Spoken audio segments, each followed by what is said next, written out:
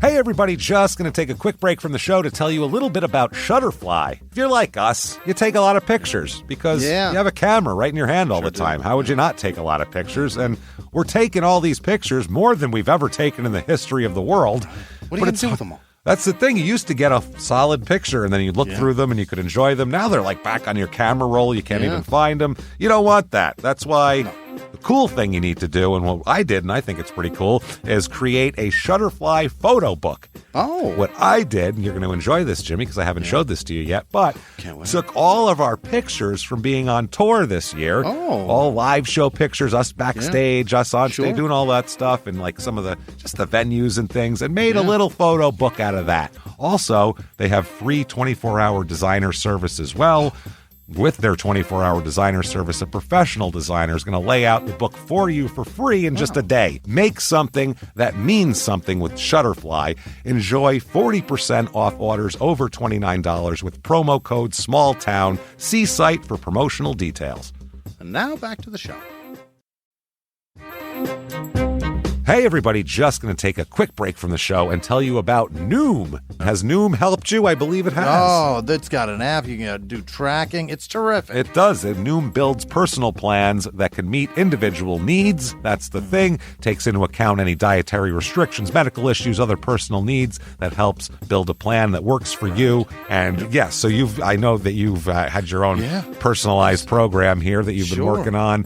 And it's weight loss This is weight loss results that last. They stick around because you get yourself into a lifestyle change. That's what matters. That's mainly it. You can't just say, I'm going to cut that out for a month and then go back. Do it. That's not what it is.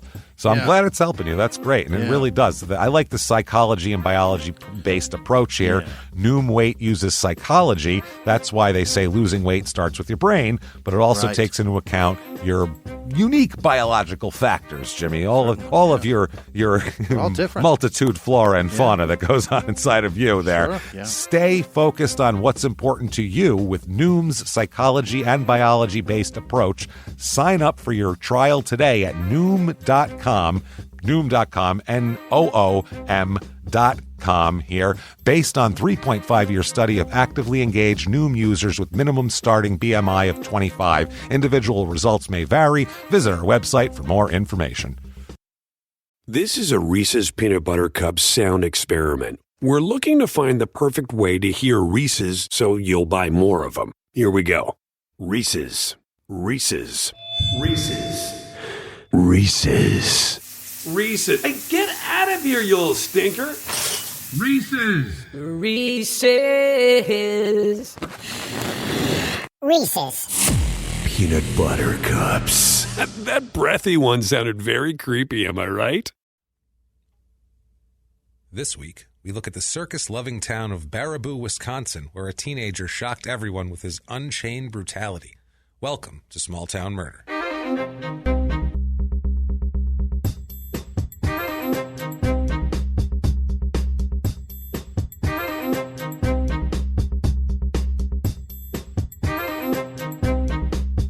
Hello, everybody. Welcome back to Small Town Murder. Yay! Oh, yay, indeed. My name is James Pietragallo. I'm here with my co-host. I'm Jimmy Whisman. Oh, we are so excited to be joining you this week. Damn right. Thank you guys so much for hanging out with us and coming back again this week. And if you're a new listener, welcome aboard. Welcome back. This is a crazy New listeners are story. not welcomed back. They're not welcome back. They're welcoming. We'll welcome them in. Welcome. Grab a seat, everybody. Welcome. I'm the rest an idiot. of you. The rest of you, shut up if you've been here a while. We're welcoming the new people. We're talking to this guy. Yeah, they're going to have to get up and announce themselves. That's right. Anyway, thank you guys so much for your iTunes reviews this week. Super helpful. God, they're so helpful. I'm telling you guys, they're our life's blood. Yeah. On the business end, that is what makes things happen. That's what drives you up the charts. That's what gets you noticed, even though no one seems to ever fucking notice us. I don't know if you guys have noticed, but we're high on the charts. Yeah. We have a shitload of listeners. People listen. People give a shit. We have more iTunes reviews than Alec Baldwin and Oprah combined. Right. But we can't get a goddamn mention. Nothing. Anywhere. Nobody in an cares. article of all these, hey, this true crime podcast or these. Right. Never a mention. Right. Honestly, we're not a niche. Right. That's what it is. We've talked about it before. We're not a niche. No. We're not like We're as broad as it gets. We're not 20. We're not like so women of a certain type. We're not like like two gay guys. Right. We're not like bro dudes enough to get coverage and that sort of thing. We're just people doing a show. That's all we're doing. So it's really kind of it's tough. It's tough when we don't. It's fucked up is what it is. It's fucked up. But thank you guys. You know what? It doesn't even matter because you guys.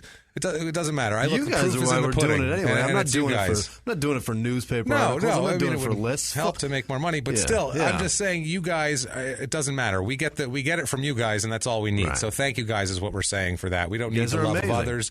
If your love is swelling so much that just makes your heart fill with something that you need to do more, you can. You can go on patreon.com/crimeinsports. That's our other podcast, but you should also listen to because it's like this except with sports. Crazy fun. Same thing. So you got to check it out. You don't have to like sports.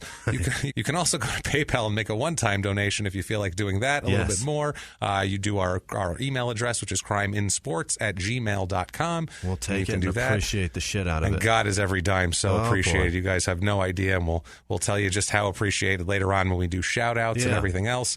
But first, we need to do a little disclaimer. Yes. A little disclaimer, of course. This is a comedy podcast. It is. It is. We're stand-up comedians. So jokes happen, and they're going to happen. They do. The facts are real. They're not. This isn't bullshit. We're not making stuff up. This isn't. There's no facts I throw in just for a comedic reason. I'd love to just add stuff. Hey, it'd be really funny if the guy did this now. That'd be great, but that's not what we do. The jokes come at the expense of, honestly, murderers for the most part, bumbling police forces, maybe some goofy little feature of a small town where every town is, a town that you're from. Yeah. Everybody's got a quirk. Town that I'm from, we all have quirks.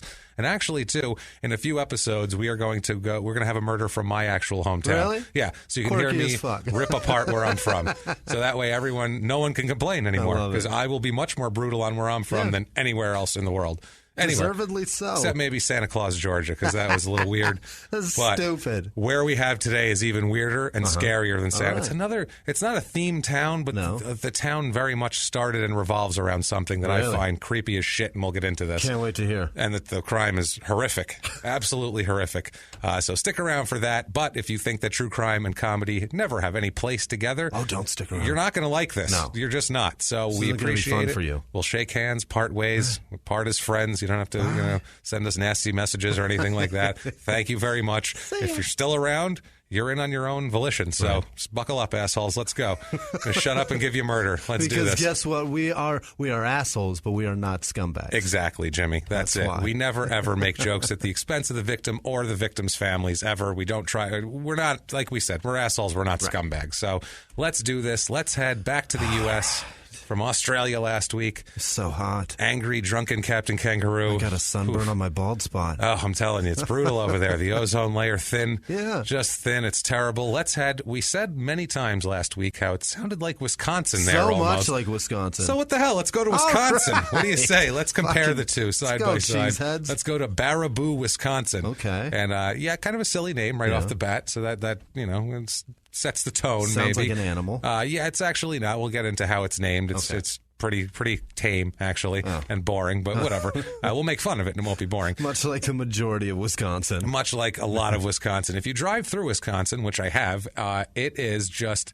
It's a stereotype. It is every exit on the highway is cheese, cheese, cheese, cheese, more cheese. Competing cheese factory dealers and the same exit. Yeah. Breweries in the cities, and then you have your vineyards also too. These small towns are just teeming with vineyards lately. I don't know. Every small town we do with huge vineyards everywhere. My sister's married. How much wine? My sister lived in Wisconsin for a while, and she's married to a native Wisconsin, like a guy that was born and raised there. Oh my. And they all look just like Steve Avery. It's it bananas. It's They're all just so pale. Sorry, Wisconsin. With such white hair. You are very... It's bizarre. It's cold there, so we'll give them the paleness there. But you don't have to stay there. That's the thing.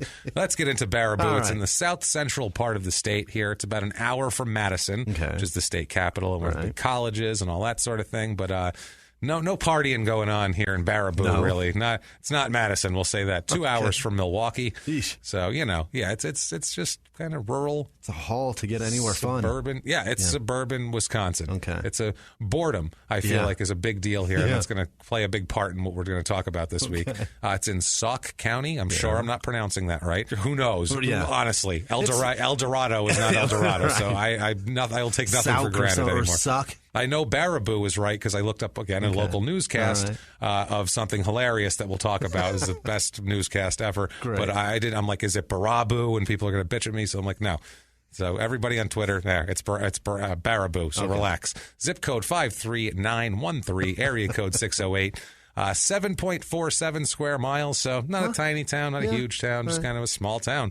Not to be confused with West Baraboo. Oh, don't confuse it with West Baraboo, guy. Is there a war? When I said Baraboo, everyone went West Baraboo. That's what I did originally, and then I said, oh no, it's just Baraboo. It's the famous West Baraboo, which is a smaller town, which is a suburb of this small town. Really? So that's really they just went and seceded from the Union. Yeah, man, you're like a fissure on a hemorrhoid at that point. That's not great. What's the point? What is the point? The town's website says right up front prominently, quote, "Welcome to Gem City." Oh, boy. So welcome, everybody, to Gem City. It's named after the nearby Baraboo Hills, which are designated as quote, one of the last great places by the Nature Conservancy because of their rare rocks, plants, and animals. Okay. It's hills were created by glaciers, obviously. That's kind of how hills form for the most part. Generally. Around that area.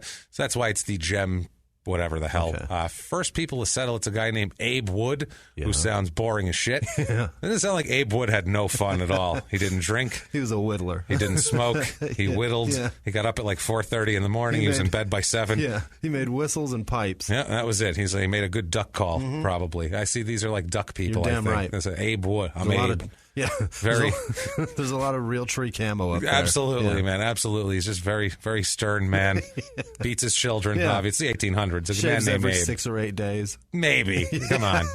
I think maybe a beard to keep warm. Knife. Yeah. It's probably bearded to keep warm in the 1800s up there. But it's originally called Adams, this village. The town became, in 1846, the county seat of Sauk County after what is termed a fierce fight with the nearby village of Reedsburg. Oh, boy. I don't know what that entails. I never could find out if there was like gunplay or if there was, I don't know what was going on. They were raiding each other's villages, like warring tribes. I don't know what was going on. There was a lot of drunken fists thrown. That's right, but Baraboo wins out, goddammit. It's incorporated as a city in 1882, so you get that. It is, okay.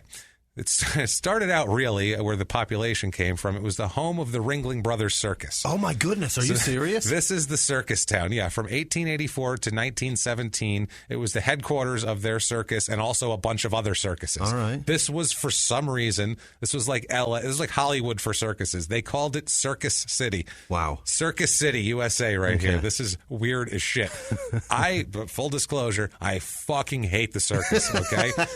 I don't like the circus. Not just because of torturing animals. It's some other shit. That has nothing to do with me. I knew it. I'm a clown guy. I'm very anti-clown. And you know this about me. I have a joke. I got in a fist fight with a clown one time, and it's a real thing. I don't like clowns. Okay. I think they're dicks, and they're doing it on purpose. Fuck them, and screw it to any town that builds around. They're being dicks on purpose, just so everybody knows. They're being complete assholes on purpose. They know that you're scared of them. That's why they're doing it. They're being assholes. Yeah. It's a sick, sadistic thing to be a clown.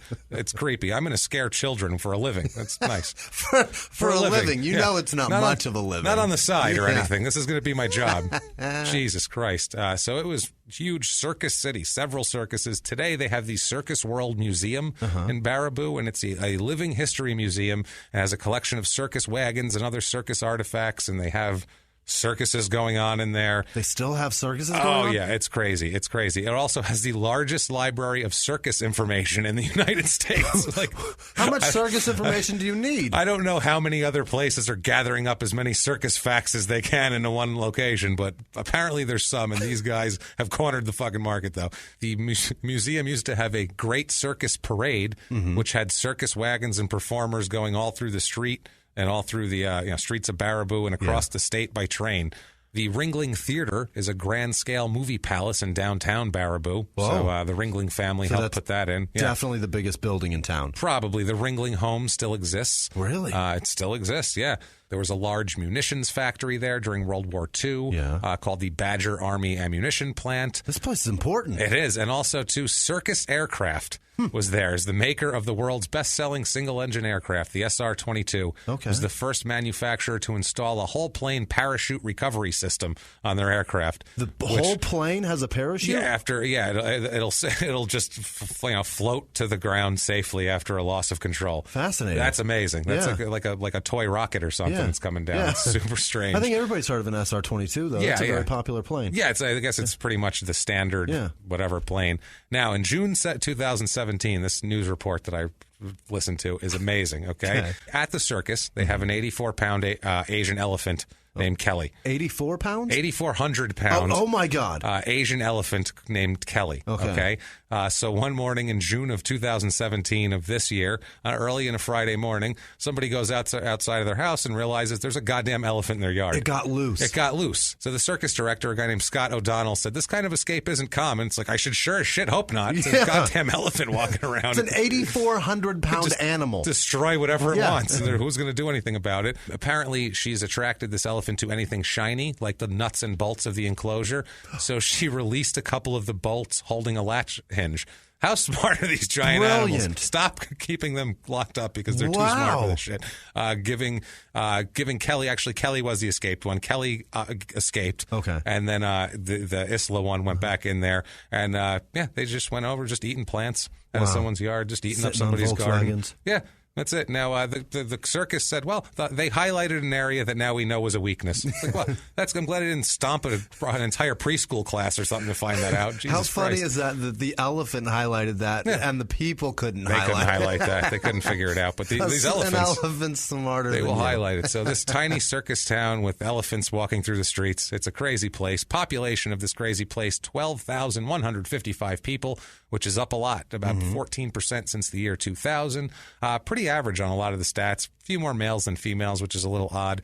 Cool thing, median age there, for the first time, is exactly the national average, 37.4. So they're exactly average on that. More old people than usual, slightly less kids. It evens out a little bit. Okay. Normal and everything else, married, divorced, a few more widows than usual, but there's a little more old people here than there usually is. Racial breakdown of the place, it is 93.5% white, which is what you'd expect from a small Wisconsin town, any town outside of Milwaukee, pretty much. Is that percentage transparent, actually? Because they are so clear. It's 91% insanely pale, and then there's like 2.5% that are just white. They're just considered white. 1.5% black, less than 1% Asian, which is way under the 5% normal.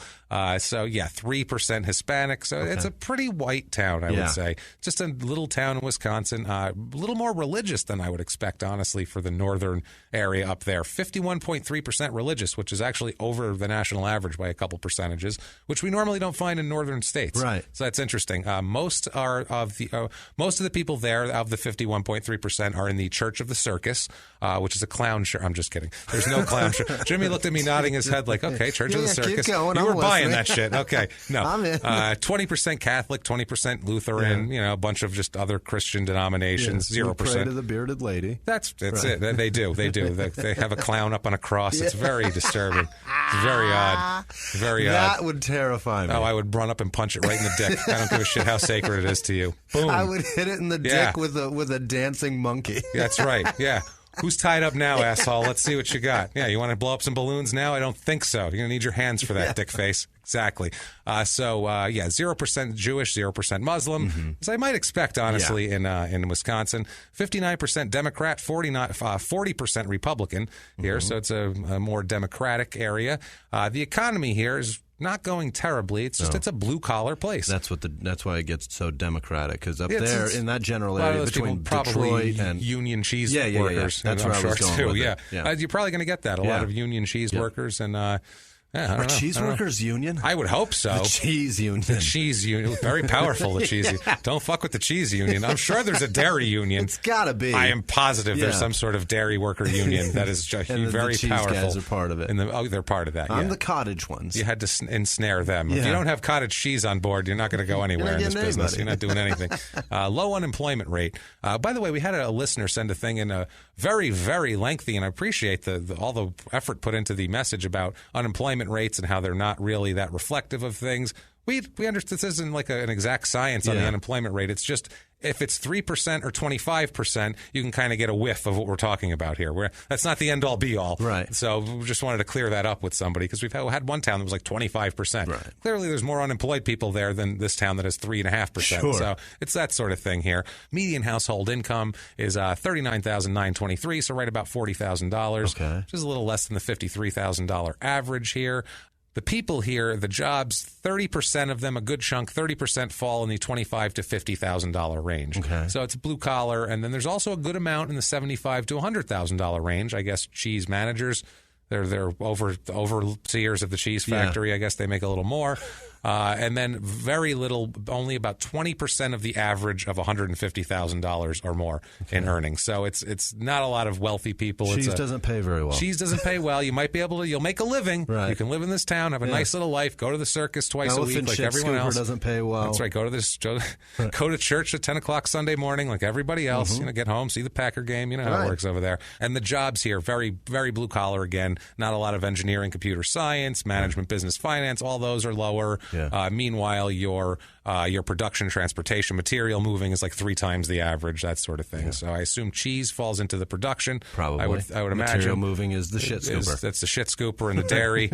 Right. Cost of living, we do 100 being par for cost of living. That's like average. Cost of living here is 90. Most things are pretty normal. Housing is a 71. Okay. So that's a little lower, just, kind of commensurate with the income, which is good. Median home cost here is $132,000, which is about $50,000 less than the average nationally.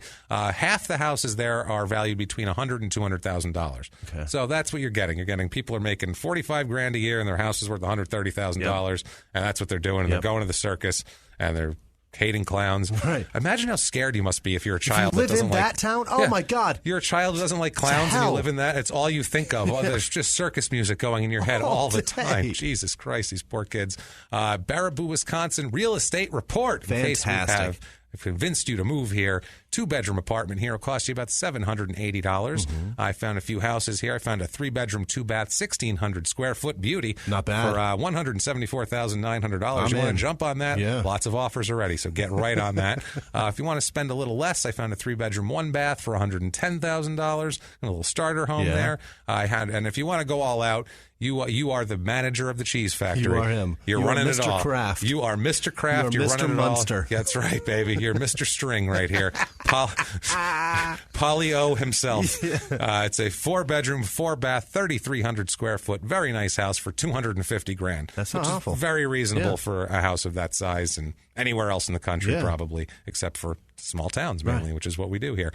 Things to do in Baraboo, Wisconsin. I can guess a couple already. Well, number 1, Devil's Lake State Park. That's number 1? I'm just going to say that first. I got you. Devil's Lake State Park. They really want to push that. Of course. They probably get a couple bucks on the parking, kick back to the town. So they want to push the state park there. As long as there's toilets, because that's the only way they can charge to enter a state park is if there's running water. That's it. Yeah. And of course, the Circus World Museum. You betcha. That's it, man. Devoted to circus-related history. That's what it says on their Wikipedia page. I'm like, devoted to creeps. Devoted to scaring the shit out of children for over 100 years. Yeah, during the summer it hosts daily live circus performances. Terrific. Frightening as it gets. Every damn day we put a bear in a skirt. Wow. Every fucking day. We make an elephant do some shit, and then we send children home with nightmares for the rest of their natural lives. Enjoy. Thinking they can tell an elephant to sit, and it will sit. Yeah, no problem. Yeah, that's when they're in the yard. Sit, elephant, and it stomps them. Right. Nice. Sit on this beach ball. No. No. Fuck you. Jesus, it's terrible, man. Crime rates in this town, what we're here for, the crime. Property crime, burglary, theft, all that sort of thing. It's very high. Yeah. It's a third higher than the national average and about double the state average. Yeah. So very high. Can't trust those shifty circus folk. They're coming in and out. They're all covered in makeup. Smell like elephant shit, so you should be able to catch them. Travel around the goddamn country. Yeah, they're carnies. Exhausted. They're goddamn not going to work. carnies. Yeah. Sons of bitchin' carnies. There's probably unsolved rapes everywhere for these people. I know it. Violent crime, murder, rape, robbery, and assault is low. Really? Very low, almost 1/3 lower than the national average, and even slightly lower than the state average. Okay. So it's a pretty crime-free little town. They're happy. They have a circus. Yeah. I guess a nice place to grow up if you're not scared shitless of clowns. Yeah. But let's find out about some people who it wasn't such a nice place for. Fantastic. Especially growing up like these people. Yeah. This story here. Let's start out set a baseline, and July 4th, 1994. Okay. 4th of July in Circus Town, USA, baby. That is Circuit City, USA. Circus City, USA. It's really hard to say and not say circuit. Yeah. Still, though, they're more relevant than the circus, I feel like. So even a bankrupt electronics company is more relevant than a fucking circus to me at this point. Everybody's dream, 4th of July in Circus Town. Can you imagine elephants wandering through the streets? It was glorious. So much red, white, and blue all over those poor animals. Yes. We have a family, the Steiner family. Their son, Chris, is 14 years old. Okay. He goes to bed. Everybody goes to bed on the 4th of July, and they had their fireworks. They all had their bratwurst, I'm sure. You betcha. Just a block of cheese. Everybody had a nice time. And then when they just pass it around and nibble on it. You know that's they all. do. Yeah, there you go, buddy. It's like a joint. That's a Wisconsin. They call that a Wisconsin joint. That's called a Wisconsin doobie right there. Just a big hunk. A big hunk of cheddar. Pass that Wisconsin doobie my way, will you? That's right. Oh, yeah. That's the around good shit right there. Around a campfire while it gets soft. That's the good shit right there. You could taste the dairy in that bad boy. Let me tell you something. I don't know why I gave him that accent, but that's fine. I won't insult you. Slow churned. Yeah, I won't insult you with a really nasty Wisconsin accent because I'll just butcher it and make you sound worse than you already sound, which is hard to do, but I can do it, I'm sure. Now, they go into their son's room, Chris, 14 years old, in the morning, and he is gone. Yeah. He's gone. Just missing. Vanished. They call the cops because they don't know where he is. This isn't like Chris. He's not a flighty kid. He's not a runaway. And he's 14. He's 14, but he's not like a troubled 14-year-old who like, oh, yeah, you got to put in juvie a couple times. Right. And he could be in the next town doing heroin by now. You never know. It's not that. He's just a kid who would not go out and be gone like that. Right. So they call the police. When the police arrive, it's, they fulfill these parents' worst nightmare by saying that there are signs of an abduction. Mm-hmm. It's a clear-cut case of that. The bedroom window screen, the screen on the window had been sliced open. There were muddy footprints all over the carpet. Footprints like shoe imprints outside in the mud, outside the window, and a patio door was unlocked, which they always locked at night, so somebody went out the patio. In a window out the patio. And there's mud inside, which indicates he did not go outside and then come the fuck back inside. Yeah, it's he went in the window, muddy feet and all, and then marched himself out of the patio, apparently with Chris. That's the thing here. Local authorities here, obviously this is a big deal. It's a small town. They checked all the clowns first, obviously, to see where they were. And once they all had alibis, they said, okay, now we at least know he wasn't killed by a clown, which is the first thing everyone thinks, obviously, when a kid goes missing here. But it's a big deal. I checked the trapeze guys. They're the ones that are so easy to get in and out of things. That's true. An elephant could have eaten him. We have no idea.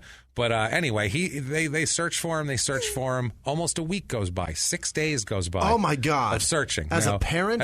You got to be losing your fucking mind. Absolutely. Especially because you went to bed. He was in his room. Your house is locked up. Everything's secure. And then you get up and your kid's gone and he's just gone. That's insane. This isn't even like he went out and never came home, or even that has I'm not saying it's better, but I feel like it's better. Right. I mean, there's inside your body. You're going. At least somewhere that he went. You're scared every time your kid leaves the house. I have a 15-year-old daughter. Every time she's going anywhere, it scares the shit out of me. She goes on a school field trip. I worry about the bus flipping over. We all do this. You know what I mean? You do this shit, but like once they're in, it's a bit extreme. That's how I am, man. I have a lot of anxiety. I worry about everything. A school bus mechanic? No, I worry about everything. You have no idea. I'm a complete disaster inside. It's a complete mess. This is just holding it together is just a thin front for you people. Okay, it's all it is. You wouldn't like me if you knew what a disaster I was. So. Anyway, they're looking for this kid. Yeah, once you put the kid in his bed, that's it. Yeah, they're secure. They're good now. Yeah, you check on them later on or whatever. It's the safest place they can be. They're in my home, in bed with me. This is perfect. Right. This is where you want them. It's the safest place in the world, except for this poor Chris Steiner, young man here, who is found 6 days later. Dead, of course, draped over a partially submerged tree on the edge of a river sandbar. What? Yeah, that's where they find him. Just kind of, if the current took him onto a tree type of thing. So they're obviously the water put him there. Yeah, they're obviously. Holy shit. Yeah, he's like kind of half on the log, half over. So they're obviously thinking that looks. Suspicious. Yeah. Somebody breaks in. This kid's, drowned in here. They do an autopsy. Shows no traumatic injuries on his body, which is, no big contusions or, bashed broken skull or anything like that. Either way, though, they were convinced, obviously, foul play is involved here because how else would this happen? Someone came in and took him. So I don't think they took him and then just took him out for a burger, let him go, and then he just fell in a river on the way home. Like, I doubt that's the cause here. So it's a crazy thing here. No traumatic injuries. The cause of death is drowning, but it's officially listed as undetermined. Okay. And we'll get into exactly what that is here. Cause of death, there's a cause and manner of death are different things. And this is kind of confusing, and it confused me for a while before we started doing these podcasts about this sort of thing. The cause of death is generally lack of oxygen. Exactly. The manner of not having the oxygen is drowning. Exactly what it is. It's exactly. If you strangle someone, the cause of death is obviously oxygen deprivation. And that's the thing. The manner of death is actually asphyxiation. What it is. Well, there's four categories: natural, accident, suicide, homicide. Holy shit! So that's it. So natural, accident, suicide, homicide. Okay. Those are your four. That's your big four. That's your big four right there. So they rule this undetermined. Okay. So this is neither of them. They don't know what the hell happened because there's no evidence of anything. They figure he was killed, but there's no physical evidence of it. So that it is what it is. It goes unsolved.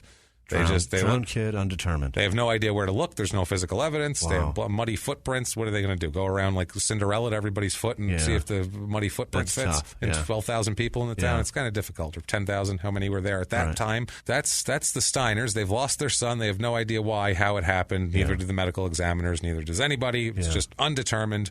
With that was 1994, 4th of July. In 1995, the Phillips family moves to Baraboo. They come in, the lore of the circus was too much for them. They have a 13-year-old son named Thad. Okay, a nice 13-year-old kid. It's a nice family.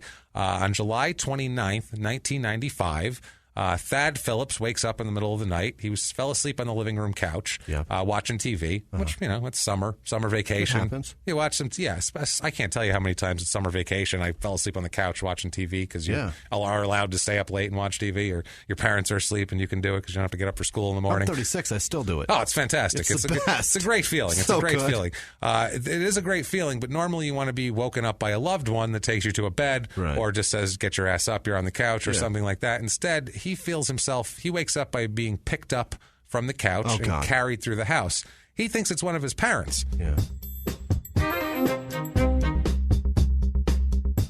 This episode of Small Town Murder is brought to you by Time Suck Podcast. What is Time Suck? Time Suck is an experiment in curiosity. It's interesting topics enthusiastically and irreverently explored by Dan Cummins. It's hilarious. You know our buddy Dan Cummins way back from the Trevor Burbick episode of Crime and Sports. Hilarious guy. A great, great podcast. He's a great friend of ours. Host Dan Cummins has been described by SplitSider.com as a one-man history wrecking crew who will, even after the dust settles, leave you with some facts and tales that will help you look halfway smart at a lot of cocktail parties and bar hangouts. The point of Time Suck is to actually enjoy learning something new each week. Education doesn't have to be boring. It can be fun and it can be hysterical. And it is on Time Suck. And if you guys are leery still, you need a guide through Time Suck, why don't you go back to, I believe, episode 31 of Time Suck. It's on Caligula, and you'll hear a couple of familiar voices joining Dan on that show. Yes, Jimmy and myself are both on that show, so we can guide you in. And then from then on, you'll want to go off on your own and do all the sucking you can suck. Anything interesting qualifies as a Time Suck topic. Listeners' favorites so far include Scientology, Jeffrey Dahmer, Lost City of Atlantis, North Korea, the Jonestown Massacre, the Dark Web, and Vlad the Impaler. He digs deep on each topic and then fills it in with his own brand of comedy. He has inside jokes. He has recurring characters like Michael McDonald. Dan applies the same dark, imaginative, sarcastic sense of humor that got him our specials on Comedy Central, Netflix, and Amazon Prime, and late-night appearances on Conan, 5 albums on Warner Brothers. Dan applies all this information that he finds to actually make your commute to work a good time. New episodes are released every Monday at noon Pacific time. Go to www.timesuck.com for more information. Look for a link to Time Suck in our episode description. He thinks it's one of his parents just taking him to bed. You know what I mean? Because that's probably a normal thing. Instead, he's taken outside. And he gets squirted on the face with a flower. That's it. They honk their nose and run away, and he's like, "What the hell happened?" No, instead he wishes that happened. That would be a better outcome for poor Thad here. So Thad here, he's put down outside. He turns to this person, Thad, thinking hopefully this is a family member of some kind, and it's not. It is a 17-year-old young man named Joe Clark from Baraboo here. He didn't recognize him, but he assumed that he knew the family, considering he was in his house picking him up off the couch. So he was, like, okay, what's going on? Yeah, he was like, what's up, dude? Like, what's happening? So Joe Clark tells Thad to run with him. He says, run with me right now. You need to run with me. So this kid's like in the middle of the night, got taken outside. He's like, oh, well, okay. And he just starts running with this kid. He's like, all right, sure. And he's a few years older than him. So I don't know if it just... I don't know. I can't imagine. Just that's a weird feeling. You're up in the middle of the night. Who knows how much sense anybody has when you're woken up in the middle of the night. So he doesn't think anything is awry until they run for about a mile. Which, Jesus, that's a long way to goddamn run. Being woken up right now, run a mile. At some point, you'd be like, "Where the fuck is going on? Is this far enough?" Whatever was in the house is we're safe from now. We've run a 7th across town, bro. Crazy. This is crazy. Yeah, this is a lot. This is a lot. Thad realizes that things might not be going the way he would like them to go. This Joe Clark introduces himself by his first name. Says, "Hi, I'm Joe." And Thad's like, "Okay, great. Why am I, at a strange house in the middle of the night? This is a little weird." Joe Clark then forces Thad up the stairs, which is also a bad sign. In every one of these cases we've done, when someone forces someone upstairs, it's never a good thing. They're not coming down. That's a lot of times they're not coming down. He throws poor Thad on a bed, which is just disgusting. Apparently a soiled, gross bed. Again, this has happened. This is terrible. How many times has that happened so far since we've been doing the show? And never a good sign. No. Then bad things happen. Oh, boy. Okay, to now, everything he's done so far is right neighborly compared to this shit that's going on now. Kidnapping and... Right neighborly. Right neighborly, let's just say. It is just a circus town demeanor. It's fine. Here, though, this is not great. What he does after he tosses him on the bed is he grabs Thad's leg, and starts twisting his ankle until it snaps. Oh, my God. Until it snaps. What the fuck? And the bone splinters. Oh, That's Jesus. how hard he twisted his ankle. And he didn't do it in one thing. He, slowly. He did it that way. Okay. Horrible. Now, imagine the pain, number one. Unbelievable. And just the sadistic nature of this. Yeah. And this is his intro. This is his hello. Hey, I'm Tom, or hey, Joe. I'm Joe, and then let me snap your ankle. Now you've got a broken ankle. This is crazy. Bro, I just ran a mile. My hammy is burning in the first place. Yeah, I wasn't going anywhere to begin with. Jesus Christ here. Instead, this poor kid is on here. He's trying to fight Clark here. Thad's trying to fight Clark. He gets himself free from Clark somehow and limps his way downstairs. Oh, my God. After he got free somehow. I think Clark fell down, tripped over something. Clark, though, catches up to him, unfortunately, as he was about to try to get to the door and throws him onto a couch. Super pissed off now. Joe is, obviously, because now he's angry. How dare you run away while I try to snap your leg in half? Yeah, you've got 1 foot and you're outrunning me. Not even try to snap your leg in half after I snap your ankle with a turn of it. Did. He ends up taking Thad's leg and pushes it upward toward his head until his thigh snapped. What? That's how he did this. He pushed his leg. He's crushing the kid. Basically crushes his leg, pushes it up till his thigh breaks because it doesn't go that way. Yeah. Which is, I don't even know you have to want that. Yeah. You know what I mean? Like, that's it's the not toughest easy. Bone in the body. That's not easy to do. No. None of this is easy to do. You have to have the callous disregard for anybody, the lack of empathy, lack of anything, the willingness to do it, and then on top of that, the actual physical want to do this shit has got to be really present in you big time for this to be going on. This continues into the night. What he does here is super fucking weird too. This is what he likes to do. This is what he gets off on, this Joe Clark kid here. He's only 17 years old too, and he's already developed this sort of sickness. Let's imagine if this kid goes till he's 35 and doesn't get caught for anything. Holy shit, you're going to have Ted Bundy on your hands, or Jeffrey Dahmer, more likely. In the same fucking state. In the same state. He would have moved to Milwaukee, got a job making chocolate, and then the rest is history. Confectionery fucking madman. Oh, Jesus Christ. So anyway, here it is. What he'll do, Joe Clark, is he dresses his wounds. Mm-hmm. He made casts for him out of socks and ace bandages. Jesus. So this is what he would do. He would make like a a rudimentary cast out of socks and ace bandages. Oh, how soiled are those socks? Oh God, it's got to be tugging into them for months. He has this. Oh God, I don't. And the weird shit he's tugging to. That's where the hardness for the cast comes from. Oh, what a creep! Man. This is I hate him what already. A piece of shit. I'm telling you, man. Yeah, this guy's a serious piece of shit here. So Clark ends up leaving him alone on the bed, and he goes out. He goes out. Joe Clark just goes out. He's like, well, he's pretty fucked up. I broke both his legs. So, Oh, it's the other leg. It's the other leg. So he's like, I broke his shit. leg, so he should be. He's got a thigh and an ankle. He's fine. I'm going to get out of here. I have lots of stuff to do, so I'm going to take off here. Haven't you seen Misery, fucko? Yeah. This is. They figure it out. You crush legs with typewriters. They figure it out. Yeah, he leaves. He comes back. The whole deal. It's absolutely insane. So Thad drags himself down the stairs with two broken legs.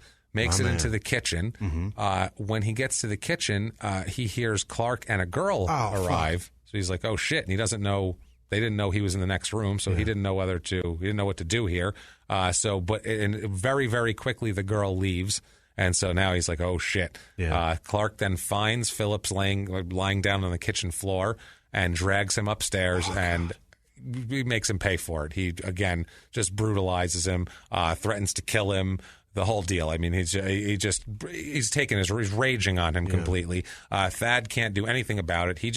He basically hopes that Joe will go to sleep. This is over the course of a day. He's like, I hope he goes to sleep and wakes up and just lets me go. Yeah. That's what he's thinking. Maybe, I don't know, maybe he's having a bad day. Yeah. Maybe that's what'll happen. But what ends up happening is as soon as Joe is awoken the next morning, he comes in and begins twisting his ankles and legs again, breaking every bone he can possibly break. What a dick. Feet, legs, tibia, fibia, you name it. He's breaking this guy's legs into horrible pieces, and he keeps doing this over and over again, and he'll make a rudimentary cast and act like he's breaking it again. God, that's Jesus. What he gets off on. He's like, oh, now it's fixed again. Now I can break it again. And it's insane. Thad continues to fight back because it's horrific. Yeah. Clark throws a pillow at him and tells him that if he doesn't keep quiet and stop fighting, he's going to break his back and break his neck.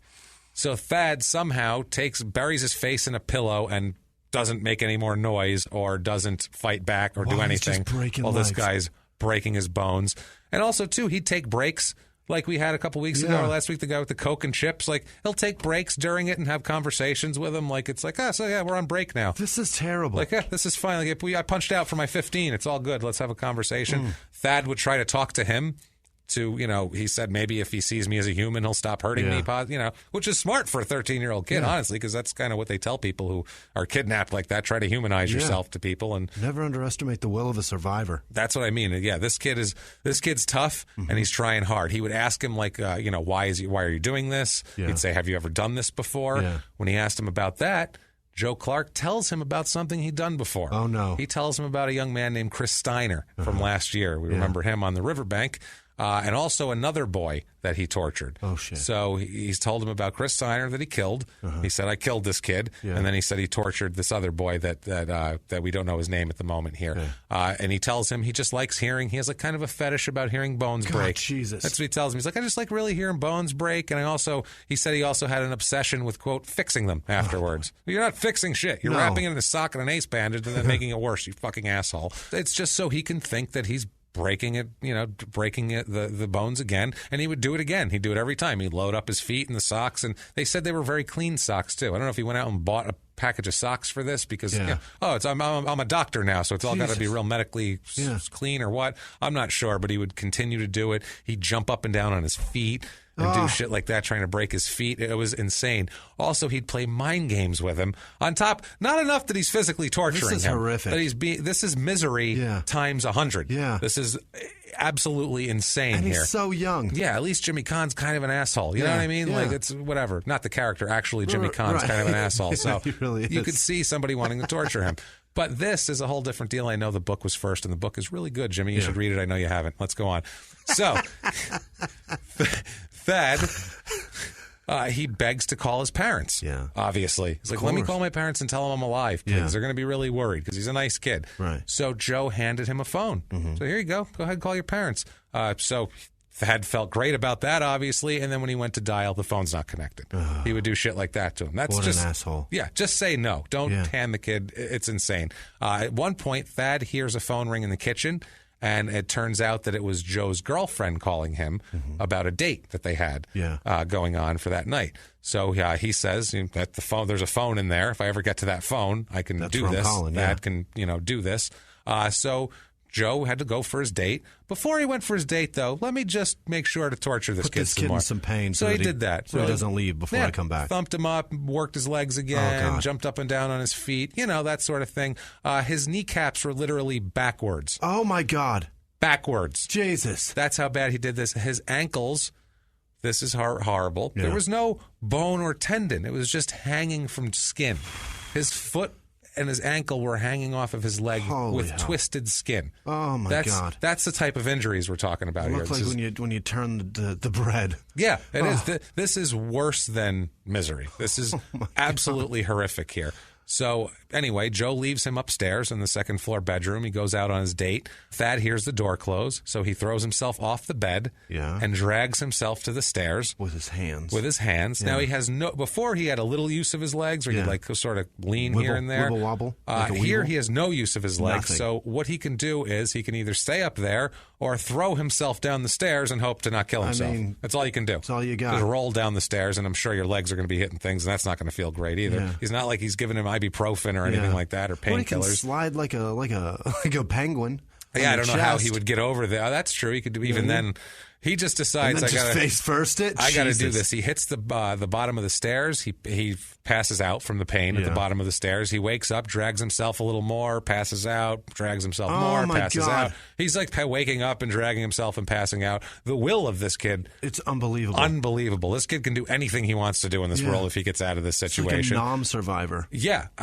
Again, here he gets into the living room and he hears the front door open. Oh, fuck. So he's like, shit. He pulls himself behind a couch and he can hear Joe's girlfriend now, because he can tell it's his girlfriend by what they're saying to each other. He didn't know whether to yell out. And then he's like, do I yell out? Or if I yell out, is he going to end up doing this to her too? Right. And on top of that, what if she's into this? What if she's like, oh, cool, I'll help you torture this kid. So he doesn't know what the fuck to do, so he just still freezes up, which I don't blame him, honestly. I don't know if I would have thrown myself down the stairs to begin with. You might just, I don't even know. You have to have some sort of real will inside to keep going on. She leaves after a little while, so this goes on for a little while. She's in there hanging out, they're talking, blah, blah, blah.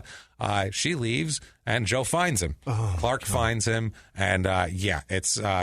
they say that it's pretty much a miracle that his legs and feet weren't just completely separated from his body after what he was doing here. His legs were swollen to the diameter of basketballs. Holy shit. And he would just do, at least once an hour, they said he would come in and work them over.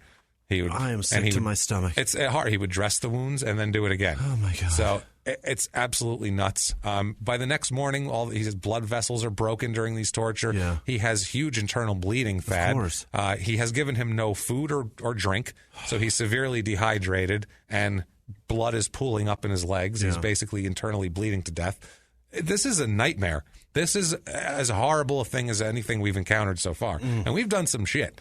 And we've done some bad shit. The Tahoe guy, that was, the Herb Cotting, that was a nightmare, that guy. And Hawkins, Texas guy. There's been some bad people. I'm so sick right now. It's horrible. So it came to the point where while he would be beating him, Thad would just say things to get him to stop for 10 seconds. Yeah. He would be like, I hear your girlfriend outside. So Joe would go look through the window, and then he would be super pissed when no one was there and come to beat him worse. But he said he needed the break. It didn't matter. He knew he was going to get it worse, but to get that 10 seconds off, he said it was just he needed it to remind himself that he was alive. He said it's horrible. So he goes out again with his girlfriend that night. This time he locks that up in a closet. It's July, upstairs in a closet. Super hot, super sticky, Wisconsin summer night. He's dehydrated as shit too, and he can't do anything. So he starts looking around this closet for something to break the door down with, something. He just wants to get out of there and get to the phone, obviously. He finds an electric guitar, and he starts bashing the door down. Good. With this electric guitar. He bashes the door, bashes himself out of this closet. Incredible, the will of this kid. Bashes himself out of the closet. Problem is, now he's at the stairs again. Oh, fuck. What do you do here? These goddamn stairs. So he just says, shit. I mean, he basically didn't know what to do because he said, if I go down the stairs and I pass out and do this and he comes home and finds me again down there, he's probably going to kill me. Right. But if I stay up here, he's probably going to kill me. Right. He's told me about some kid he killed. I don't think he's just going to let me go here at this point with all this torture. First of all, where the fuck are Joe's parents? That's another question. Where are Joe Clark's parents? Where the fuck are they? Might have gone out of town for 3 days or something. It's kid 17. I'm physically ill right now. Tell me about it. Oh, God. Yeah, this is I was at 4 o'clock in the morning. I was going over this shit, just going, Jesus Christ, man. I'm this seriously going to be sick. I'm not even lying to you. It's right horrible, now. I'm not man. saying that for effect. I'm legitimately going to be sick. Make sure your windows are locked at home. For real. That's all. I don't even know what to say here. So he throws himself down the stairs. He awakens again. He's passes out when he gets there, but he wakes up, drags himself toward the kitchen, made it this time, sees the phone. Yeah. Lucky for Thad, this phone back then, this is not a cordless phone, on a thing. Right. This is a house phone with a cord. You know what I mean? And a cord connecting the phone to the actual, the receiver to the unit itself. Had a long dangling cord like a lot of people's kitchen phones have. So you can wander around. So you can pull it down also if you're on the floor and you have broken legs and you can't get up. So he can reach the cord. Right. Long dangling cord, yanks the phone receiver down. Attaboy. Luckily for him, it's also one of those, because now you have two different kinds of phones. You have the phones with the numbers on the unit and the phone with the numbers on the receiver itself. Yeah. Luckily for him, numbers on the receiver. Thank God it's not a rotary. Yeah, oh God, can you imagine that? He would have passed out 3-4 times by the time he got 3 numbers out. If he got through it, that rotary phone would be his clowns. He would fucking hate that phone. Yeah. Every time he hears the noise. So this kid, he calls 911. Thank God. They thought, and they admit it later on, Sheriff's Department thought it was a prank. Really? They're like, horse shit. It's a small town. Right. They don't, how many, honestly here, abducted, tortured, mangled. Right. Really? They probably treated that runaway elephant like that, too. That's what I mean. Yeah, there's an elephant. Well, sure I'm sure there is. That was like, wait. Then they went, hold on a sec. Call over there. How many elephants you got left? Oh, shit, they're supposed to have 2. Okay, let's get over there. Yeah. This, though, they think it's a joke. Unbelievable. Obviously a child's voice, a kid, 13 years old, teenager, which is clearly in pain. Prime prank call of course, time also. This is also the time of the Jerky Boys and shit like that. Don't forget. Damn it. This is prime prank call time right here. This is everyone on Earth was making prank calls. Go on. Exactly. So they're like, yeah, okay, sure. You've been abducted and tortured and kept, in a closet for days without food or water, and your bones are hanging off of you. Sure. But they show up anyway. Good. Let's check it out anyway. They find out he's not bullshitting. Not fucking around. At all here. He's treated at the hospital. They take him for his horrific wounds that we'll get into in a minute here. Yeah. Unbelievable. The police obviously want to talk to this kid and find out who the hell did this to you. Yeah. What's the deal? Also, any other information you have? And he says, you know what, guys? Thad says, actually, you ever heard of Chris Steiner? Oh. He told me about a kid, I remember his name, named Chris Steiner, that he said he killed and tortured. Yeah. He said also there's another boy, but he could not remember his name. Okay. So somewhere there's an unsolved, because they never find out this other boy's name.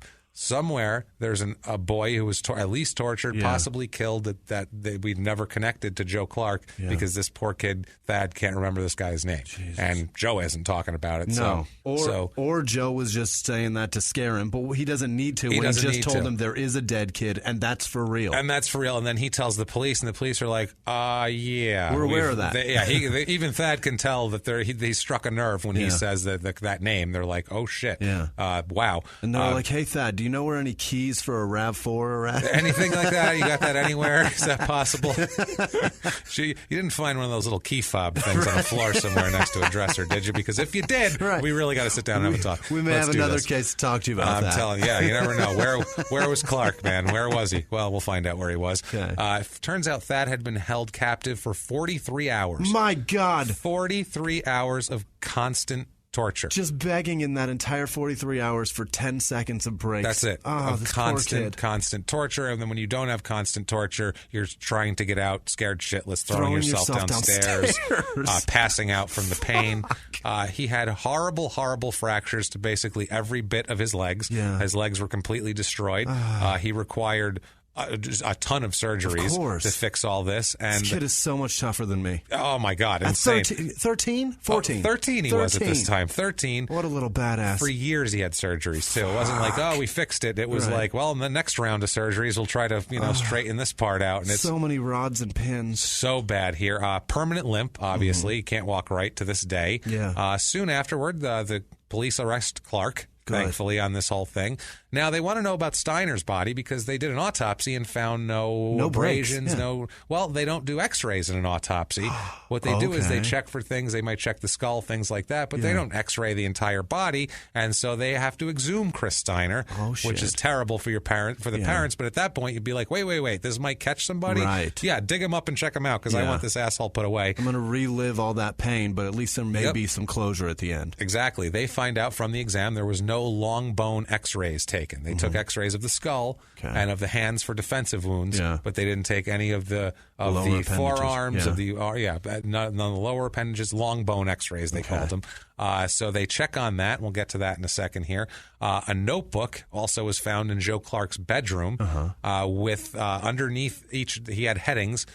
3 different headings. One was get to now, one was can wait, and one was leg thing. Jesus. That's what he said. Get to now, can wait, leg. So he had this is shit I need, priority. This, I can put that off till tomorrow. And these are people with shit, I'm going to rip their legs apart. Underneath each heading were the names of local young boys. What? So he was not only he wasn't finding people and just going and checking a window and then climbing in and seeing if there was a teenage boy. He was stalking. He had them planned out and had their names on a list of people he was going to go down and do this with. They did the x-rays for Chris Steiner.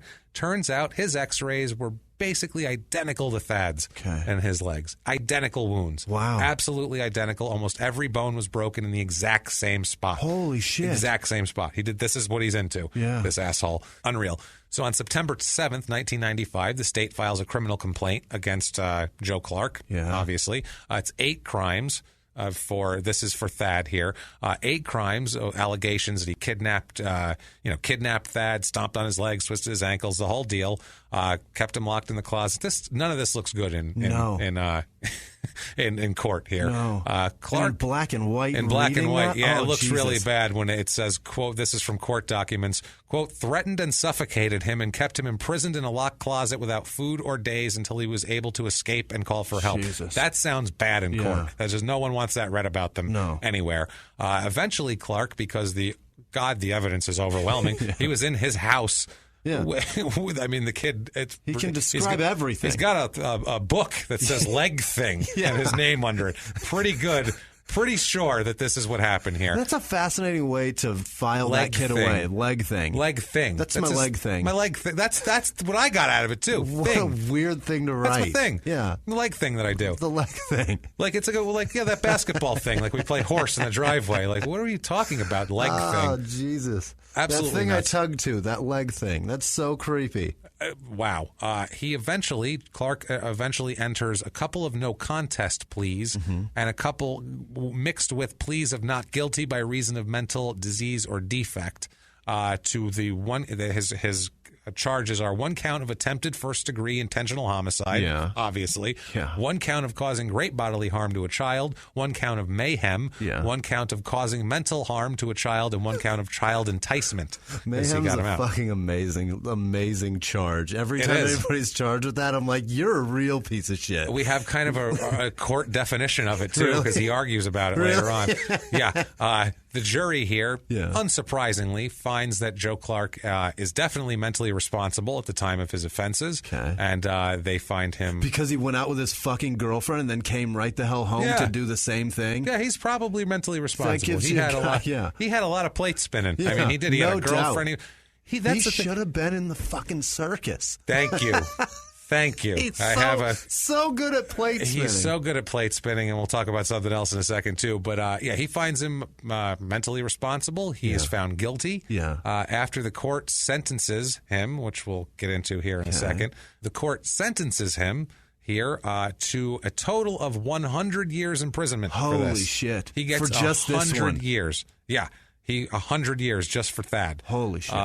Not just for Thad. Right. 100 years. For only that case. Only that case here. Great. He also, later on, though, and we'll get into this on appeal, he files a plea withdrawal motion challenging the factual basis for his convictions on the homicide, on the attempted homicide, mayhem, and mental harm charges. Okay. Wow. They deny the motion for him to withdraw, so now he has to appeal on those bases. It's ridiculous. October. Was it causing mayhem? Then what the fuck were you doing? What do you call that exactly? What would you call that? That is mayhem, sir. Saturday very for definition. Outside of Saturday for a normal clown, I don't know what anyone would call that. It's ridiculous. Tommy Lee should remove that tattoo, and you should strictly only have that tattoo. I agree. So October 1997, Joe Clark is taken to civil court over this.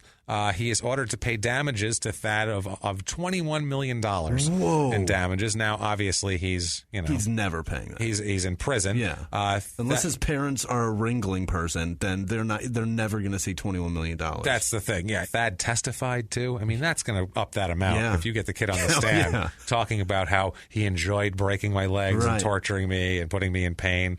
Unbelievable here. Yeah, it's wild. One of the lawyers said, quote, Thad has been traumatized by this and he will never forget what happened. Of course. However, he literally saved himself. He broke through the closet door, dragged himself to a phone and dialed 911. But for him, the facts in this case would never have surfaced. Yeah. Exactly. He would have just disappeared somewhere. They would have found him on a riverbank somewhere. And the dude would have been finding another kid. That's what I mean. 3 lists. I'm sure he did the same thing to the other kid. He probably took him home. Chris Steiner, he probably took him home and did this to him here.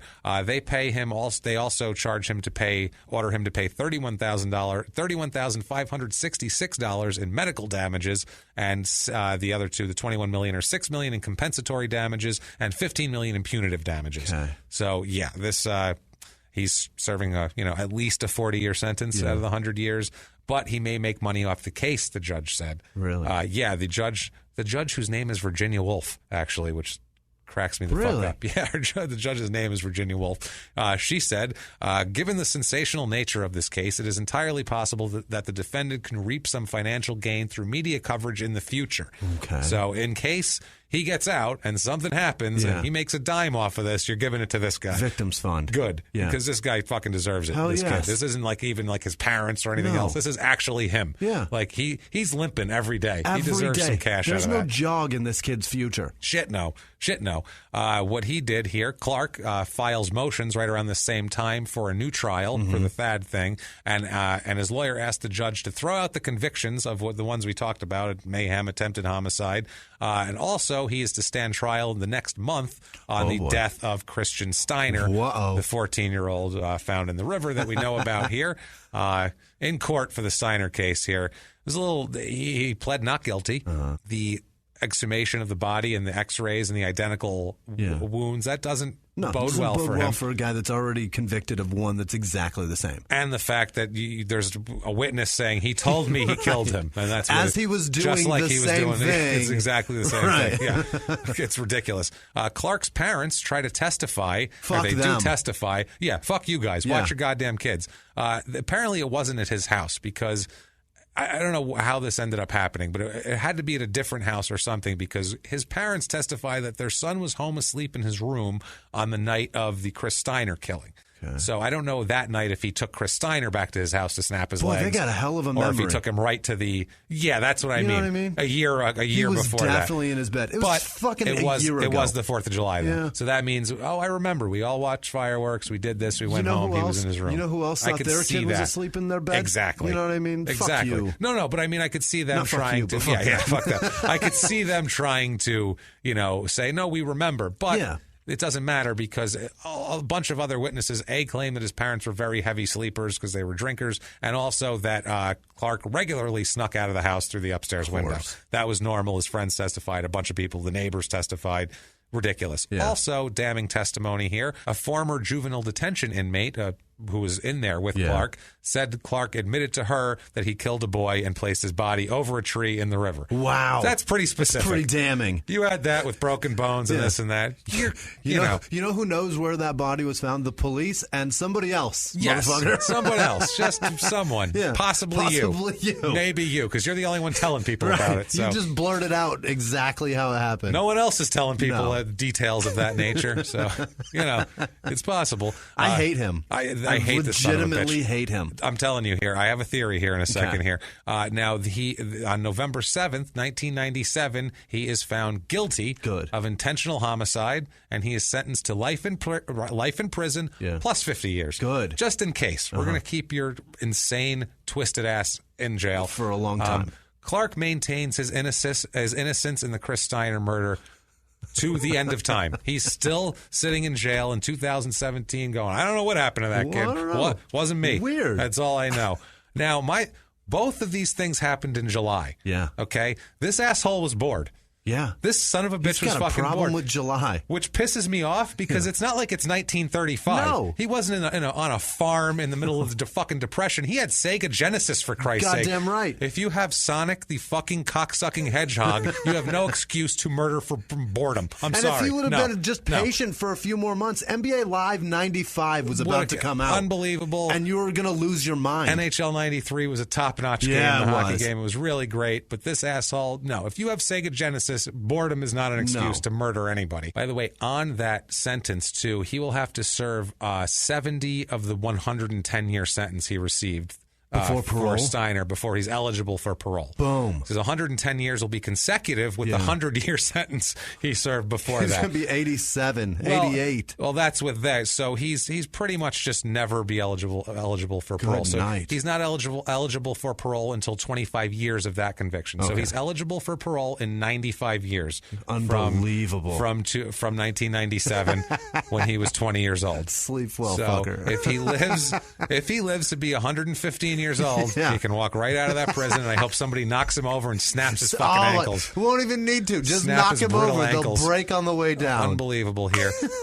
Wow. Yeah. So he says during the sentencing on the Steiner thing, Clark says, I have done nothing wrong. Mm-hmm. That's what he says to the judge in this case. So there you go. Nothing wrong. We got 95 years to think about it, asshole. Enjoy that nothing wrong, you fuckface. Enjoy, dickhead. So September 3rd, 1998 is the appeal of the Phillips case of Thad. Yeah. He tried to withdraw his plea. He says there's no attempted murder of Thad and no mayhem. Okay. He says, this is in the court documents. This is amazing. When there's ridiculous shit in court documents, I love it. It says, quote, Clark claims that causing multiple fractures to another person's legs does not constitute mayhem unless the victim suffers permanent damage as a result. His argument raises the question of the proper statutory interpretation of the term, quote, mutilates. What? That's what we're arguing in this. Holy hell. The statutory interpretation of mutilate. Oh, my Christ. So it says in the statute here that mayhem is committed by people with, quote, malicious intent to maim or disfigure who shall cut out or maim the tongue, put out or destroy an eye, cut out or tear off an ear, cut, slit, or mutilate the nose, lip, or cut or disable a limb, or to a member of another person. That's exactly what they just said. That's exactly what they just said. Cut or disable a limb. You disabled two, sir. He's saying that he's trying to say, yeah, but they put him back together. So he has a limp, but he still has legs, is what he's trying to say. He still qualifies for a fucking handicap placard, you dick. That's what I mean. So the court here says in their decision, certainly an injury to a limb, which results in permanent loss or function with altered appearance could constitute mutilation within the meaning of the statute. We do not, however, see anything in either the historical notion of mayhem or its current placement in the statutory scheme, which would require the victim's disablement or disfigurement to be permanent. So if you fuck somebody up, that's mayhem. Yeah. Doesn't have to be permanent. No. You can't be breaking shit. Yeah. They said the victim was deprived of his legs when he fractured his shit, so that's mayhem. Yeah. Tough shit. Also, he had half a loaf of bread for feet, you fucker. That's what I mean. Crazy. That's insane. I can't even fathom that. And dragging himself downstairs, throwing himself downstairs. Physically sick. Also, they say it's reasonable to infer that Clark knew these injuries would disable him from escaping. Yeah. And also, too, he threatened to paralyze him if he tried to leave the house. He said he was going to break his back and neck. Yeah. So he finds that it's not erroneous they say, basically, to get him on mayhem. And also, too, he says not attempted homicide. homicide. He wasn't trying to kill him. He says he didn't intend to kill anybody. What are you talking about here? The judge says, quote, the blood which pooled in the victim's broken legs was life-threatening. The pillow which Clark held over the victim's face could have suffocated him. The deprivation of food, water, or medical treatment would eventually have resulted in death if not for the boy's own efforts to reach a phone and call for help. The trial court's finding that the alleged facts, if proven, would establish an intent to kill was not clearly erroneous. You, sir, get the fuck out of here. Take a hike. Affirmed. Take a walk, dickhead. Yeah. So there you go. Keep on fucking. Keep on trucking and fucking. And I hope you're scared shitless by a clown at some point because you goddamn deserve it. Holy hell, man. So he's there. He's 95 years old till parole. His appeals are gone on it. He's screwed. Thankfully, he's there. Poor Thad is limping around Wisconsin somewhere. That's the worst I've ever felt. It's horrible. During hearing a story without sexual assault in it. You know what I mean? Because it was so calculated and so long. Yeah, and so prolonged. Usually there's a sexual assault and then they murder him. It's not like, let me keep you around for 43 hours and torture you. Just beat the living shit out of your legs. We've had one or two like that, but they weren't even it wasn't constant torture like that. It was like, you're going to sit there for a while, I'll punch you and knock you down. It's nuts. Thad His Phillips. legs were like bubble wrap to him. He just kept popping the bubbles. Yeah. He couldn't stop. That's what I mean. He needed it. He was obsessed with that. In 2009, Thad Phillips actually appeared on TV. Yeah, he appeared in in a television show called Escaped. In the, quote, Torture in Suburbia episode. Wow. He tells his part of the story. There was a couple, little weird, I saw somebody somewhere on a comment board, somewhere on a message board said that they saw something about this on the Justice Channel or some shit. I don't have cable, so I have no idea. I didn't really look for them. I just did my own research and looked at court documents. Gotcha. So fuck those things. Anyway, moving on. Christian Steiner is buried at St. Joseph Cemetery in Baraboo. Okay. Nice stone. Yeah. Well, they should picture of the grave. Nice stone. Couple of potted plants on the sides. Oh, that's classy. Nice. Yeah. Nice. Now, what I was going to say here, if he would have just broken and fixed his own bones, shoo-in for the circus. That's a fucking act. Never mind plate spinning. That's an act. At least the snap Ren your ankle, fair. Wrap it up, then do like a little jig afterwards. Oh, forget about it. You're in at that point. You are circus folk. The sword swallower and the fucking ankle breaker. You're the ankle breaker. You're gonna. He's like the puzzleman in last week's. We have the puzzleman and we have the ankle breaker. So that is Baraboo, Wisconsin, and that is one of the most horrific stories I've ever even heard about. Never mind, actually had to describe in great detail and read gory, grisly court documents over. But it is what it is, guys. That's that. If you like that story, what you can do to help us out is you can get on iTunes. You can give us 5 stars on there because that helps us out tremendously. Yeah. Doesn't matter what you say. We don't care. Tell us the make and model of your tire on your car. That's we'll good. Be thrilled with that. And the size. And the size. What the hell? Do that up. If it just helps us out on the business end so much. We appreciate the hell out of it. And if it's not enough for you, if you need to do more and you loved it so much, you can get on patreon.com/crimeinsports, which is our other podcast that you should also be listening to, or at PayPal using our email address, crimeinsports@gmail.com. There you go. If you'd like to follow us on social media, you can do so at MurderSmall on Twitter, Facebook.com/smalltownpod. And Jimmy has a list of some wonderful, wonderful people who's helped us out so much with these donations and everything else this week. Guys, you're driving this thing. Thank you. We love you so much. You're making it really, doable for us. So thank you, guys. This life is getting easier thanks to you guys. And those people are Andrew Wigand and Wygand? I don't know. I feel so bad for fucking his name up. They like it when we fuck their names up, which is what I don't understand. But they know we're trying and we don't want to mess their names up. Thanks, Andy. Thank you so Lauren much. King, Nathan Keller, Jeremy Pendleton, Alice Lacey, Sarah Neely, Joel. Did I say Joel? I didn't say Joel. I don't think you said Just Joel. one name, Joel. Shannon D. Jones, Phil Varmuza, and Amanda Philly Turner. V. Yeah. Phil, that's it. Yeah. Jesus. Philly V. Adam Losey, Robin. This one is so brutal. Robin Jarulf. Jarulf. Jarulf hyphen Setley. Nice. I like that one. Jarulf Setley. That's a brutal one. Carrington Maudry Cooper. This has got to be jokes, right? They're doing this to me on purpose. I would think so. Yeah, that's a Amber Tomko, Zach Oberg, and he has a dog named Lundy that he sends me so many snaps. Cool. And you guys know I love dogs. Yeah. Thanks, Zach, for sending me pictures and videos of Lundy. Jessica, she wrote a letter and said, I'm donating just to hear you ruin my name. I saw that. I want to hear it destroyed. Do it up, Jimmy. Give her what she paid for. Give the lady. I know you've been told that before. You've been brought into a room. Give her what she paid for. Give the lady what she paid for, will you? Jessica Hey, dance around. Shake your ass. She's paying good money. Let's do this. I think it's Corporate. All right, good. Corinne Price, Alicia Ramey. Or Rami, Mary, Marissa.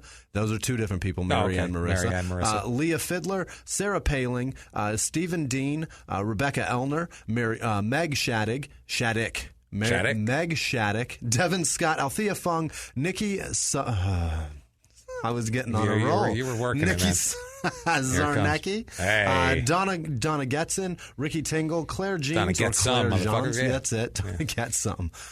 Claire Jeans or Johns. I don't know. Yeah. We got one from, so we get a donation a lot from a guy named Dan that doesn't want his last name used. And then we got a donation, exact same amount that he usually sends, and I don't remember his last name. So if it's you, Dan, I'm not going to say your last name. But the Dan that just sent us a large donation, thank you, Dan. Thank you. So, honestly, that is so huge for us. We can't do this without you. You have no idea what that actually made us go, oh, God, that's helped so much. You have no idea. It came at a great time. It's incredible. So thank you, guys. Ashley Stevebs, I don't think it's Stevebs. I think she had a typo stroke, and it's actually Stevens. The B isn't right next to the end, my friend. It really is. That's why I mean it might be Stevens. Yeah. Or maybe it's Stevebs, and I don't want to ruin it. So if it is, Ashley, thank you. You have a lovely name, Ashley. And then Candace Smutpunks, thank you all so much for helping. Seriously, a tremendous amount. We truly can't thank you enough. You keep this going, and fucking ridiculous. Literally put food on my table. Yeah. So thank you. That's what it is. Honestly, thank you guys so much for everything that you do for us, because we couldn't do it without you. Like we said, we're not pushed out there by anybody. Nobody gives a shit. Nobody cares except for you guys. Yeah. A lot of listeners care. There's a lot of people that give a shit. They just don't run publications. Yeah, there's hundreds of thousands of you that give a shit, but none of you, unfortunately, run a influential entertainment magazine, unfortunately. And that's fine. If you do, if anybody out there does, feel free to throw us in one of those lists next time. crimeinsports@gmail.com. Write to us and we'll write to you. If you don't, it's cool. Just keep helping us out with the reviews or do whatever you got to do. Yeah. But that's it. If they want to follow you on social media, Jimmy, how might one go about that? At Whisman Sucks, WHISMAN Sucks on Twitter, Instagram, and Snapchat. Follow me, play along. It's so much fun to hear from you guys. It means the world to me. So play along. And I am at Jimmy P is funny. You can find me there or try to spell my last name. Good luck with that. But if you can, hey, I'll accept your friend request and we'll be buddies. Let's do that. But guys, that's the show for this week.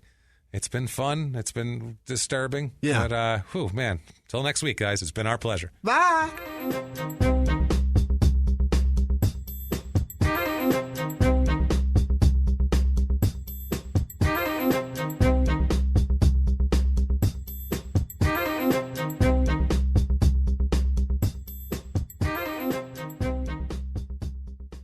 If you like Small Town Murder, you can listen early and ad-free now by joining Wondery Plus in the Wondery app or on Apple Podcasts. Prime members can listen early and ad-free on Amazon Music. Before you go, tell us about yourself by filling out a short survey at Wondery.com/survey.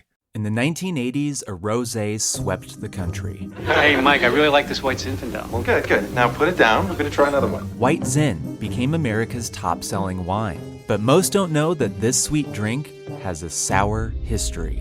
What began in 1986 with counterfeit bottles, a big fraud, a multi-million-dollar fraud, sent investigators chasing one of the most powerful families in the business, the Licciardis. But the closer the feds got to them, the more dangerous things became. It's a story of deceit. At the time, I was paranoid. Threats. You touch my kids, I will kill you. And murder. With a .22 caliber bullet to the head. What started with a scheme to mislabel wine spilled into a blood-soaked battle for succession. Welcome to Bloodvines. You can binge listen to Bloodvines exclusively and ad-free on Wondery Plus. Join Wondery Plus in the Wondery app, Apple Podcasts, or Spotify.